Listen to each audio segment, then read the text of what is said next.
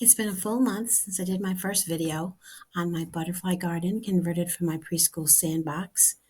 I was outside doing this video, and my neighbors on both sides were working on projects. So I decided that I'll miss the sound of the birds today, but I'm going to do a voiceover for this video. New things are popping up, and I've moved some things around, but as you can see, there are still projects left over from last month with the cardboard suppressing the grass. I am waiting for my little Henry sweet spire shrub to come in next week, I believe, to be put over there where the pot is right now.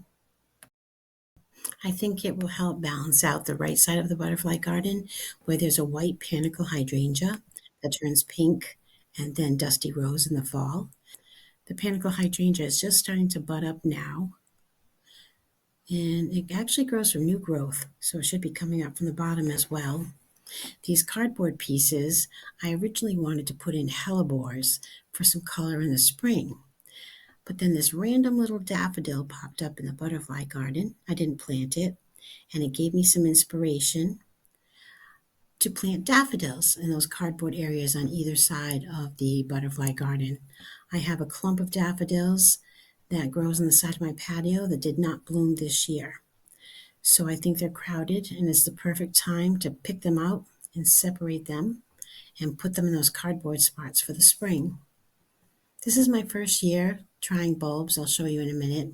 Tried a few alliums, but I really would like to add some color to this area because this is what I see out my kitchen window, and it's very sad until about July when all the perennials start blooming for the butterflies. So it's new. Let's see. This is the catmint that I planted from seed last year that popped up, just the leaves. And then I planted some more on the other side here, but this one is not doing as well. We'll see what happens with that one. In the middle here, I transplanted New England Aster, which is a short, purpley fall plant. It used to be buried over on the right.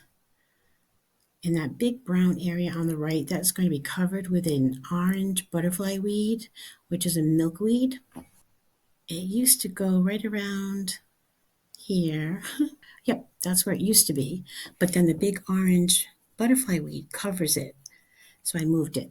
This was also some autumn joy that I separated in another video, just a little clump. We took it from the other side of the garden, which is right there, but it's positioned under a butterfly bush. So it actually got in the way. And I took a little hunk of that and moved it over to the other side. I'm trying to learn how to balance the garden more, kind of repeat different colors and plants. All of these are yellow evening primrose from my neighbor. And I didn't know at the time, but they're ground cover, which I really like now. They're yellow and they're cheerful, and they should bloom probably in a few weeks to a month. So this is my first year that I wanted to try alliums. Right here, I planted them in the fall, and they're going to come up. I thought the purple would look really nice with the yellow. I only planted 3 just to experiment and see what they looked like. I have some more in the other garden, and I have some more in a container, so I can plant some more in the fall if I like the way it looks. I like to test things out first. This plant right here is a small, short cone flower, Echinacea, bright pink, but the bunnies eat it, so it doesn't look so good middle of the season. Now over here, these sticks, also the evening primrose is growing around it, but these sticks also is where a big milkweed usually happens. It's an ice ballet swamp milkweed, and it's white and it smells like vanilla. It takes up this whole area. Over here, I wanted to show you, these are sweet peas. I winter sowed them this year and transplanted a few here in a container elsewhere. They're going to hopefully grow up this trellis. Here in the back, you'll see this thick black fabric, and in other places around the garden, it was the original Sandbox fabric that I left in place to suppress weeds, but I'm slowly removing it over time. These are Shasta Daisies, which run along the whole back of the garden. Over here, these violets popped up where my original butterfly bush was when I started the garden, but it didn't come back. So I started a new little butterfly bush from a cutting. This is the dark purple from my daughter's garden.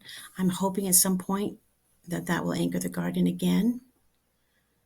Over here we have Liatris, a blazing star. The butterflies love this plant. I transplanted it from another planter in my garden.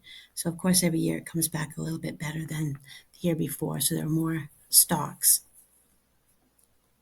Let's see, over here, this is Coreopsis, yellow, plain. I received this from my Buy Nothing group, and again it looks like it doubled this year. Over here is a tiny black-eyed Susan, Rudbeckia, that I winter sowed last year, and they bloomed last year, so it's coming back. This is coneflower Echinacea. It's purple coneflower, but to me it looks very pink. And